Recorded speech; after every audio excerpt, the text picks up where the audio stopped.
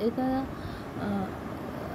भारतातल्या असा एक विषय आहे की त्या विषयावर मी तुम्हाला माहिती देऊ इच्छित आहे.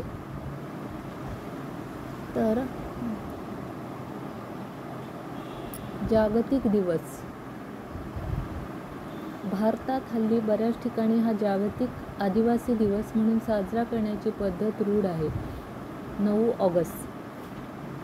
मध्यंतरी नाशिक त्र्यंबकेश्वरला जाताना आदिवासी एकता वगैरेचे बॅनर लावलेले दिसत होते आणि त्याचबरोबर त्यासंबंधी काही विद्रोहाकडे वळणाऱ्या घोषणासुद्धा दिसल्या. 9 ऑगस्ट हा दिवस आत्तापर्यंत ऑगस्ट क्रांती दिन म्हणून प्रसिद्ध होता. आता जागतिक आदिवासी दिवस म्हणून साजरा होतोय आणि सार्वत्रिक सुट्टी जाहीर करावी अशा मागण्या व्हायला लागल्या आहेत. डावे, मधले डावे, बाजूचे डावे, शहरी नक्षली असे म्हटलेले हल्ली आवडत नाही यांना. काँग्रेस, लिबराडू मंडळी, विकाऊ पत्रकार, विकाऊ चॅनल, समाज माध्यमे यातून जोरदार पुरस्कार सुरू आहे. काय आहे हा जागतिक मूल निवासी दिवस? पार्श्वभूमी आपल्या सर्वांना माहीत आहेच की अमेरिका, ऑस्ट्रेलिया, न्यूझीलंड वगैरे देश या इंग्रज आणि युरोपियन यांच्या वसाहती होत्या. आजही मानसिकता तीच आहे. या वसाहती कशा वसवल्या गेल्या? त्या ठिकाणी जे मूळचे स्थानिक रहिवासी होते त्यांच्यावर अमानवीय अत्याचार केले गेले. हजारो लाखो जणांची कत्तल केली गेली, विच्छेद केले गेले, त्यांना गुलाम म्हणून वागवले गेले, त्यांची संस्कृती, पूजास्थाने उद्ध्वस्त करण्याचा प्रयत्न केला. अमेरिकेतील मूळचे रेड इंडियन्स आज तुरळक प्रमाणात अस्तित्वात आहेत. लाखो जणांची कत्तल केली गेली. तर युरोपियन मंडळींना तिथे आपली वसाहत करायची होती. लॅटिन अमेरिकन देश, आफ्रिकन देश इथेही असेच प्रकार झाले. शिवाय या सर्व ठिकाणी आढळणारी एक वास्तविकता म्हणजे वसाहतवादी मंडळींनी त्यांच्या जमिनी हडपल्या, संस्कृती उद्ध्वस्त केली, कत्तली केल्या आणि जे उरले-सुरले होते त्यांचे धर्म परिवर्तन करायचा आटोकाट प्रयत्न केला. यात चर्चचा लक्षणीय सहभाग होता. आपण या मंडळींवर अत्याचार केला अशी काहीशी पुसट भावना सुद्धा या लोकांमध्ये नव्हती. ऑस्ट्रेलियाच्या तत्कालीन केविन रूड यांना 13 फेब्रुवारी 2008 रोजी त्यांच्या संसदेत देशवासियांची माफी मागावी लागली होती.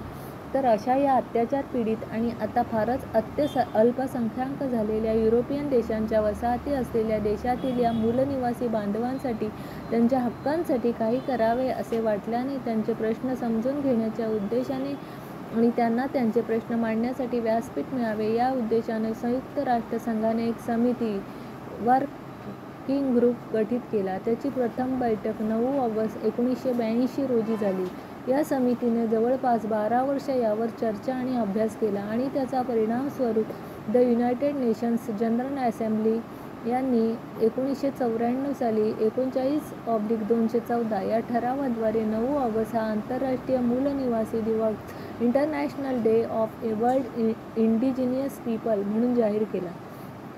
मूलनिवासी समाजाचा आदर आणि त्यांचे हक्क आणि प्रश्न समजून घेऊन त्यासंबंधी जागृती या दिवशी करावी हा उद्देश. शिवाय जगातील स्थानिक लोकांची परिस्थिती सुधारण्यासाठी, त्यांचा सर्वांगीण विकास करण्यासाठी आणि त्यांच्या हितसंबंधांचे रक्षण करण्यासाठी पर्मनंट फोरम ऑफ इंडिजिनियस पीपलची स्थापना केली.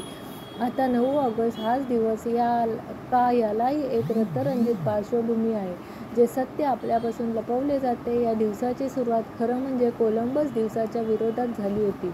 हा तोच कोलंबस जो 1492 साली अमेरिकेत पोचला होता आणि त्याने अमेरिकेतील मूलनिवासी लोकांचा संहार केला होता. 1812 ते 1815 दरम्यान अमेरिकेतील पोर्टन शहरात स्थानिक जनजाती आणि परदेशी ख्रिस्ती युरोपियन लोकांमध्ये मोठे युद्ध झाले आणि 9 ऑगस्ट या दिवशी चर्चने इंग्रजांना मदत करण्यासाठी मोठे सैन्य पाठवले, ज्यामुळे 30,000हून अधिक स्थानिक आदिवासींचा मृत्यू झाला. यामुळे हा दिवस केवळ अमेरिकेच्या मूलनिवासी यांच्यावरील अत्याचारांच्या स्मरणार्थ निश्चित करण्यात आला आहे. त्यामुळे खरं म्हणजे या दिवसाचा जगातील कोणत्याही देशाशी संबंध नाही आणि भारताशी तर नाहीच नाही. भारताला ही स्थानिक रहिवासी मूलनिवासी संकल्पना लागू पडते का याचा लेखाजोखा घ्यायला हवा. संयुक्त राष्ट्राच्या मते जगभरात 40 देशांमध्ये 43 कोटी आदिवासी आहेत.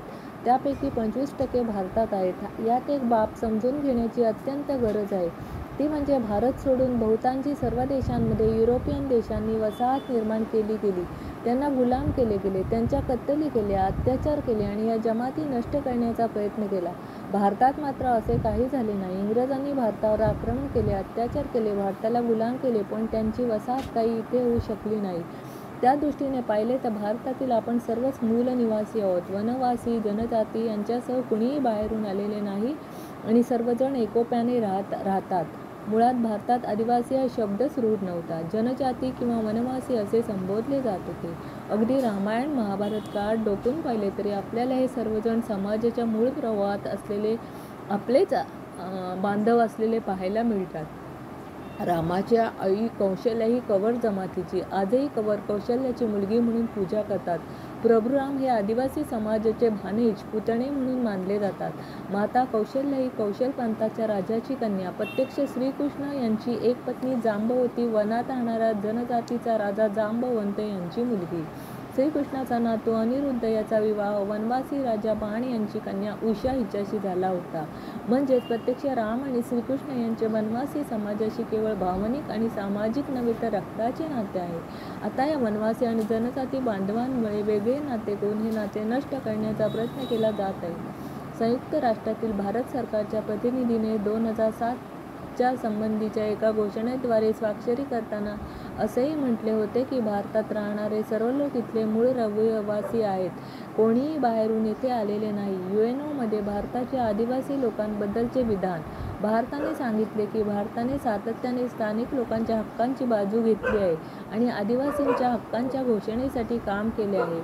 परिषदेसमोरील मजकूर 11 वर्षाच्या मेहनतीचे फळ आहे. मजकुरात स्वदेशीची व्याख्या नव्हती. स्वयंनिर्णयाच्या अधिकाराच्या संदर्भात भारताची संपूर्ण लोकसंख्या स्वदेशी मानली जात होती. हे केवळ परकीय वर्चस्वाखाली असलेल्या लोकांसाठीच लागू होते आणि ही समज असलेल्या स्वदेशी व्यक्तींच्या राष्ट्राला नाही. जाहीरनाम्याचा मसुदा स्वीकारण्याच्या प्रस्तावाला पाठिंबा देण्यास भारत तयार होता आणि त्याच्या बाजूने मतदान करेल. म्हणजेच भारताने सुरुवातीला हे स्पष्ट केले होते की स्थानिक निवासी, मूल निवासी संकल्पना भारताला लागू होत नाही. मात्र परकीय वर्चस्वाखाली असलेले जे आहेत त्यांच्यासाठी हा प्रस्ताव भारत स्वीकारत आहे. आता या पार्श्वभूमीवर भारतात सुरू असलेले मूलनिवासी आंदोलन प्रचार काय आहे हे जे समजून घ्यायला पाहिजे. दरवर्षी 9 ऑगस्ट रोजी जागतिक आदिवासी दिनाच्या नावाने देशात छोटमोठे कार्यक्रम आयोजित केले जातात, ज्यामध्ये आदिवासी समाज तसेच इतर लोकही उत्साहाने सहभागी होतात. असे बहुतेक कार्यक्रम चर्च किंवा प्रेरित संस्था करतात. स्वतःचे मूळ उद्दिष्ट धर्मांतराचे असते. याविषयीची संपूर्ण माहिती नसल्यामुळे आदिवासी समाजातील आपल्यातील काही साधे आणि उत्साही लोकही या वातावरणात वाहून जातात. त्यामुळे हा विषय गांभीर्याने समजून घेणे आवश्यक आहे. भारतात हा दिवस आदिवासी दिन म्हणून साजरा केला जात आहे.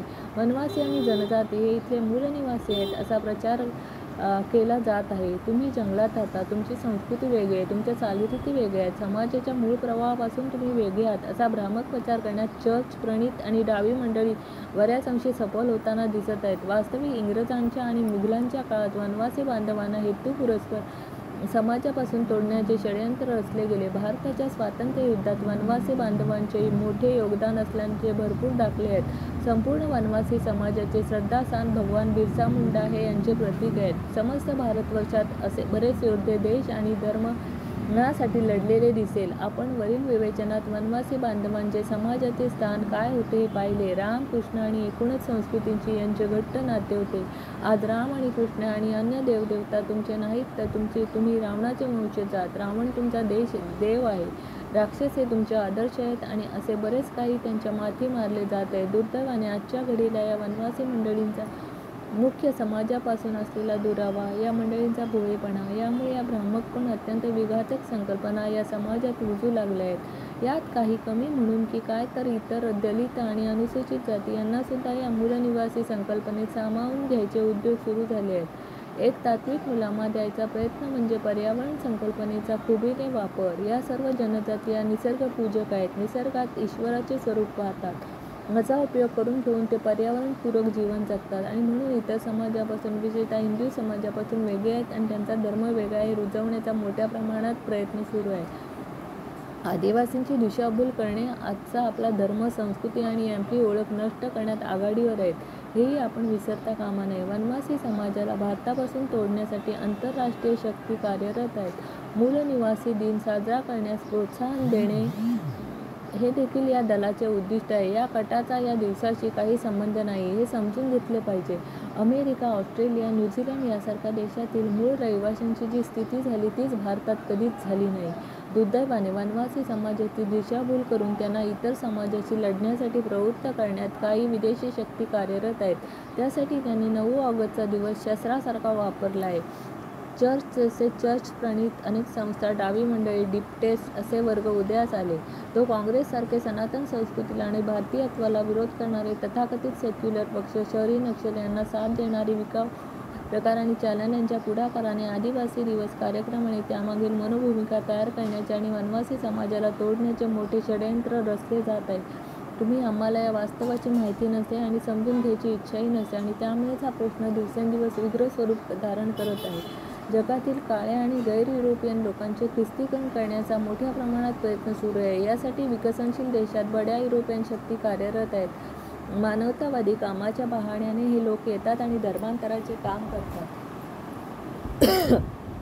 एवढेच नाही तर नवीन राष्ट्र निर्माणाचाही प्रयत्न करतात. संयुक्त राष्ट्र संघटना, UNPO मानवी हक्क, ओळख आणि स्वतंत्र देशाची मागणी करणाऱ्या गटांना मदत पुरवते. भारतापासून वेगळ्या देशाची मागणी करणारी नागालँडची संघटना UNPOची सदस्य आहे. नॉर्वे आणि अनेक युरोपीय देश वांशिक आणि धार्मिक आधारावर नागांसाठी स्वतंत्र देशाची वकिली करत आहेत. पूर्व तिमोर हे याचे प्रमुख उदाहरण आहे. अगदी आत्ता चर्चेत असणारे उदाहरण म्हणजे बांगलादेशाच्या शेख याचा उल्लेख केला ते अमेरिकेचे बांगलादेश, म्यानमार यातील काही प्रदेश तोडून वेगळे ख्रिश्चन राष्ट्र निर्माण करायला पाठिंबा द्या तर आम्ही तुम्हाला निवडणुकीत सहाय्य करू असा दिलेला प्रस्ताव होता. सध्या भारतातील मणिपूर येथे कुकी आणि मैतेई संघर्ष आणि त्यात चर्च आणि पाश्चात्य राष्ट्रांची भूमिका. 1947 मध्ये ब्रिटिशांनी भारताच्या धार्मिक आधारावर 2 तुकडे केले. उर्वरित भारतातही वनवासी बहुल पूर्वांचल हा भारतापासून वेगळा ठेवण्याचा यशस्वी प्रयत्न काँग्रेस आणि नेहरूंच्या मदतीने केला. धर्मांतराचे काम भरभरून केले आणि सर्व भाग भारतापासून तोडण्याचे आटोकाट प्रयत्न केले. संघ आणि संघप्रणीत संस्था आणि लेक्चरांची कणखर भूमिका यामुळे उद्देश सफल होऊ शकले नाहीत. अजूनही प्रयत्न सुरूच आहेत. मणिपूरमधील हिंसाचार त्याचाच भाग होता. भारतातील अंदाजे 705 आदिवासी जमातींपैकी मोठ्या संख्येने हिंदू धर्मापासून दूर जाण्याचे हेच कारण आहे. 2021 साली जनगणना प्रस्तावित होती. कोरोना महामारी आणि लॉकडाऊनमुळे अजूनही ती झालेली नाही. या जनगणनेमध्ये आदिवासी समाजासाठी स्वतंत्र धर्मसंहिता किंवा हिंदू धर्मापासून वेगळा धर्म असावा जेणेकरून जागतिक स्तरावर हिंदूंची संख्या कमी करता येईल. या मागणीसाठी देश-विदेशातील अनेक संघटना संघर्ष करत आहेत. वनवासी बंधूंनी आपला धर्म हिंदू नाही असे नोंदवावे असा प्रयत्न मोठ्या प्रमाणात केला जात आहे. तरी प्रत्येकाने सावध राहावे. हे नवीन धर्म नंतर ख्रिश्चन मिशन संस्थांद्वारे ख्रिस्ती धर्मात मिसळले जावेत असा प्रयत्न करतात ज्यामुळे धार्मिक अलिप्तता चालना मिळते. आपल्या देशातील विविध देशद्रोही शक्ती या दिशेने काम करताना दिसतात. देशातील विविध राज्यांमध्ये विशेषतः छत्तीसगड, झारखंड, ओडिशा सुरू असलेल्या विविध चळवळी आणि नक्षल चळवळी आंतरराष्ट्रीय कटाचा एक भाग बनत आहेत. यात एक उल्लेखनीय बाब म्हणजे धर्म प्रमाण मानणारे आणि धर्म अभूती गोळी समजणारे दोन्ही एकत्र उद्देश एकच, भारत देशाचे विघटन. मूळ निवासी दिवस हे दाखवण्याचे दात आहेत पण त्यामागे प्रचंड मोठे षड्यंत्र आहे. हिमनगाचे पाण्याबाहेर दिसणारे टोक आहे. याचे परिणाम फार दूरगामी आपल्या आकलनापलीकडे असू शकतात. म्हणून राष्ट्रहिताचा विचार करून वेळोवेळी हे असे घडणारे षड्यंत्र थोपविले पाहिजे आणि आपले वनवासी वनात राहणाऱ्या आपल्याच समाजातील लोकांना आपण त्यांना खरे आपले बांधव म्हणून त्यांना मान द्यायला पाहिजे. त्यांना आपल्या प्रत्येक कार्यात सहभागी करून घ्यायला पाहिजे आणि त्यांना एक समाजाचा आदर्श म्हणून त्यांना व्यवस्थित ते आपले वनवासी बांधव आहेत त्यांच्यापर्यंत आपले सर्व सरकार देत असलेल्या योजना पोहोचवण्याचा प्रयत्न केला पाहिजे आणि हे कार्य अगदी राष्ट्रपातळीवर व्हायला पाहिजे. त्यामुळे आणि राष्ट्रीय विचारांच्या संस्थांनी पुढाकार घेऊन आपल्या वनवासी बांधवांना, वनात राहणाऱ्या बांधवांना, समाजात राहणाऱ्या बांधवांना मदत करून त्यांना आपल्यात आणून त्यांना त्यांचे शिक्षण सुविधा वगैरे सुविधा देण्याचा प्रयत्न केला पाहिजे. हीच एक कळकळीची विनंती. शुभम भवतु.